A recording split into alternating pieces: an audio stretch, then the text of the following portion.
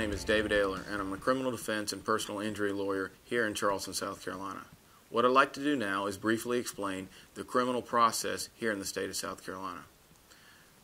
Initially, once an individual is arrested, they will have a bond hearing, usually within 24 hours. A magistrate will either set their bond with certain conditions or deny their bond. If a defendant is able to get out on bond, they'll have to stay within these conditions throughout the entirety of their arrest.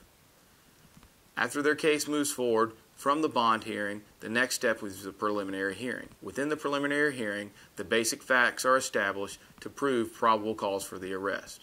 If a magistrate judge bounds over the case, it will then move into the solicitor's office. Once within the solicitor's office, it will be the solicitor's job to determine whether or not they'll bring the case in front of the grand jury.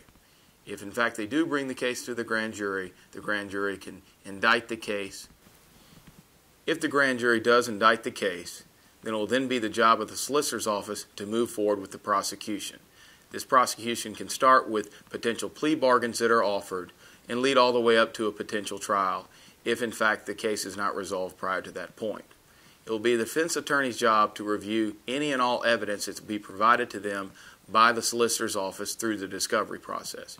Anything related to the actual arrest will be provided to the criminal defense attorney for he or she to review prior to making any decisions or suggestions in regards to a resolution to the case.